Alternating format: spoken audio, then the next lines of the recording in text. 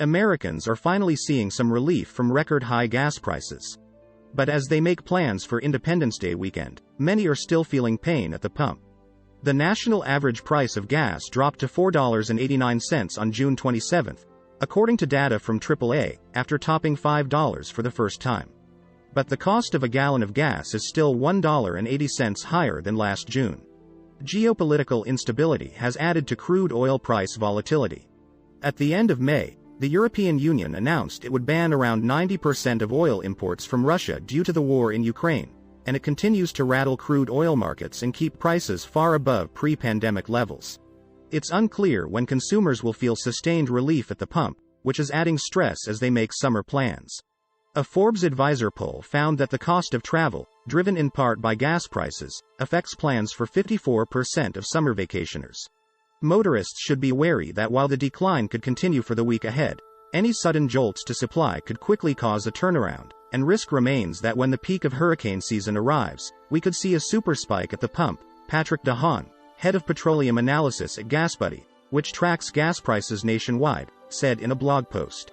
In April, the U.S. Energy Information Administration's EIA short-term energy outlook predicted the average price of oil to fall by the end of this year, but noted its price forecast was highly uncertain due to existing and future sanctions on Russia and how it will impact the global oil market.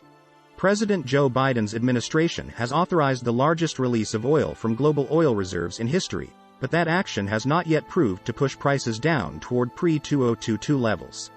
Biden's latest attempt at relieving the strain on consumers' wallets is a federal gas tax holiday. His June 22 proposal would suspend collection of the federal gas tax from July through September, which could save drivers up to 18.4 cents per gallon on gas, up to 24 cents per gallon on diesel. Read more. Biden proposes a gas tax holiday. Are gas rebate cards next? But Congress isn't likely to support such a move, with Democratic leaders largely dismissing its potential effectiveness. And both chambers are about to depart for local work periods, and won't return to the Capitol until the week of July 11, long after Americans return from 4th of July travel. Meanwhile, some states are now stepping in to provide rebate payments for residents to help alleviate the ongoing financial pain of inflated prices across the board. If you need help managing higher gas prices, there are ways to save. 5 ways to save money on gas during the summer travel season. 1. Use gas apps to find cheap gas. There are a handful of helpful apps that will show you nearby gas stations and real-time prices of their gas. GasBuddy, for example, lets users update nearby gas prices and allows you to search by current location, zip code or city. GasBuddy also offers a free rewards card for users that provides discounts on gas. The card links directly to a checking account and is sent via mail. Swiping the rewards card in that gas pump can save users up to 25 cents per gallon at the pump, according to GasBuddy's website. GasBuddy makes money by selling customer data preferences to station operators, according to USA Today. 2. Enroll in gas rewards programs. Those with a favorite gas station chain can benefit from enrolling in its rewards program. These programs reward returning customers by providing discounts every time they fill up. ExxonMobil Rewards Plus earns 3 points per gallon on fuel, and 2 points for every $1 spent in convenience stores and car washes. Every 100 points redeemed will provide $1 off your purchase, up to a maximum of 5,000 points redeemed at once, totaling $50 in savings. Take advantage of grocery store rewards programs. Numerous grocery store chains have loyalty programs that provide gas rewards.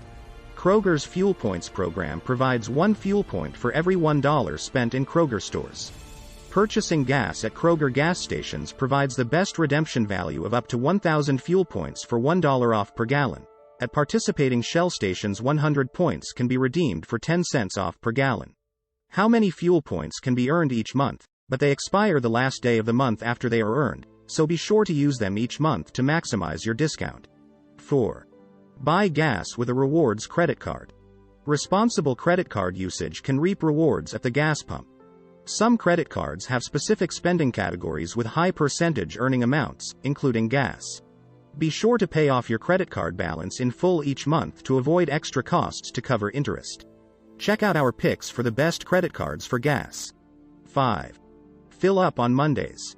A February 2022 survey by GasBuddy found that gas is the cheapest on Mondays in most states across the country, and Wednesday, Thursday and Saturday were the most expensive days. Why are gas prices? High demand for crude oil and low supply are pushing gas prices upward. And though the Federal Reserve has raised interest rates 3 times so far this year, and is planning on more raises in the near future to eventually nudge prices back down, there are other factors at play internationally. Crude oil, the natural resource used to produce gasoline and diesel fuel, has seen dramatic changes to its supply throughout the pandemic. When COVID-19 first hit worldwide, and fewer people were on the roads, major oil-producing companies cut back on their oil production. In April 2021, the Colonial Pipeline, the nation's biggest fuel pipeline, was the target of a cyber attack that forced it offline for 6 days. The shutdown led to gas shortages nationwide, and pushed average prices above $3 before Memorial Day 2021, when they were expected to rise. A breach and spill in a key pipeline that supplies fuel to the southeast occurred on October 1st, and repairs were slowed by heavy rain and flooding. The war in Ukraine is being cited as a compounding factor in these issues. Russia, which produces about 10% of the world's oil supply, is being sanctioned due to its invasion of Ukraine. The United States has completely banned Russian oil imports, which also means what remains of the global supply is also being squeezed. OPEC+, an alliance of oil-producing countries that includes Russia, will increase oil production this summer. But the European embargo banning most Russian crude imports has already caused a jump in oil prices as concerns over squeezed supply continue. Increased production may not alleviate those prices. The combined consequences of these scenarios mean states all over the country are seeing sky-high gas prices. For example, California's average gas price per gallon is $6.32, and Illinois' price currently sits at $5.44. In the past few months, Democrats have rediscovered one of the oldest ideas in politics: nobody likes when prices go up. In January, inflation rose faster than it has in almost 40 years. But not all prices are rising evenly. Gasoline and jet fuel prices have reached their highest levels since 2014. Rising oil prices alone can account for nearly 30% of the excess inflation that the United States has seen since the pandemic began, according to the financial journalist Matthew C. Klein. Unsurprisingly, these statistics are bad news for the White House. The ups and downs of President Joe Biden's disapproval rating track almost precisely the rise and fall of prices at the pump. Gasoline is, after all, the commodity, the only product whose prices are advertised on big signs by the side of the highway. But these numbers undercount the extent of the woe. When fossil fuels get expensive, their rising costs can propagate through the rest of the economy.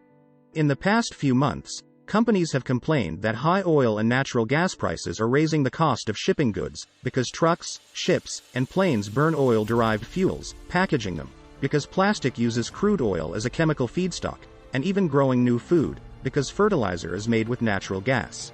Some of these higher costs ultimately flow to consumers as rising prices. Democrats haven't really known how to deal with this situation. In the long term, they agree that investing in zero-carbon energy is the only way to permanently lower costs. But in the short term, they are deeply confused over whether fossil fuels should be expensive, so as to encourage the energy transition, or cheap, so as to support the inflation-strained economy. At the United Nations Climate Conference in November, the United States and 195 other countries pledged to phase out fossil fuel subsidies. Now the White House and top Democratic lawmakers, including self-described climate champions like Senator Ron Wyden of Oregon, are considering suspending the federal tax on gasoline. I hope you enjoy the video. Please like the video and subscribe the channel. Thank you.